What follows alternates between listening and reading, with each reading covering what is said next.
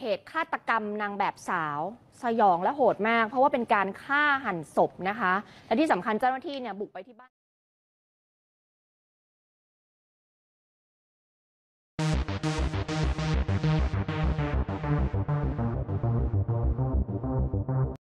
Media Vietnam, Soha.vn, mengkritik timnas Indonesia yang gagal memenangkan pertandingan melawan Palestina di Stadion Gelora Bung Tomo Surabaya pada tanggal 14 Juni tahun 2023. Meskipun timnas Indonesia memainkan 3 dari 7 pemain naturalisasi yang dibawa oleh pelatih Shin Tae-yong, mereka tidak mampu mengalahkan Palestina.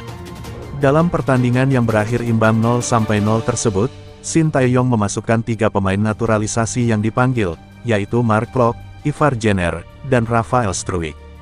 Mark Klok dan Rafael Struijk dimainkan sebagai starter, sementara Ivar Jenner masuk di babak kedua. Kehadiran 3 pemain ini seharusnya meningkatkan performa timnas Indonesia. Selama pertandingan, timnas Indonesia unggul secara statistik atas Palestina. Mereka mencatatkan 8 tembakan tepat sasaran dibandingkan dengan 1 tembakan Palestina, dan juga mendominasi dalam penguasaan bola dengan 59%. Media Vietnam, Soha.vn, mengkritik timnas Indonesia dengan judul artikel mereka yang menyatakan, menggunakan setengah dari skuad naturalisasi, Indonesia tidak bisa menang melawan Palestina. Mereka juga menyampaikan bahwa Indonesia memiliki alasan untuk kecewa karena tidak berhasil memenangkan pertandingan, mengingat mereka telah memasukkan setengah dari skuad naturalisasi yang mereka miliki. Namun, pertanyaannya adalah mengapa 4 pemain naturalisasi lainnya, yaitu Jordi Amat, Sandy Walsh, Sain Patinama, dan Stefano Lillipali, tidak dimainkan oleh Shin Tae-yong dalam pertandingan melawan Palestina.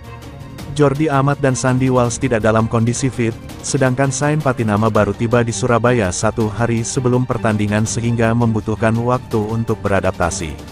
Sementara itu, Stefano Lillipali tidak dianggap cocok dengan pola permainan 4-4-2 yang digunakan oleh Shin Tae-yong. Diprediksi bahwa Jordi Amat, Sain Patinama, dan Stefano Lillipali akan dimainkan sebagai starter dalam pertandingan timnas Indonesia melawan Argentina yang akan berlangsung di Stadion Utama Gelora Bung Karno pada tanggal 19 Juni tahun 2023. Sandy Walsh, jika sudah pulih dari cederanya, kemungkinan baru akan masuk di babak kedua. Menarik untuk melihat perkembangan pertandingan antara timnas Indonesia dan Argentina, terutama mengingat Argentina merupakan juara Piala Dunia 2022.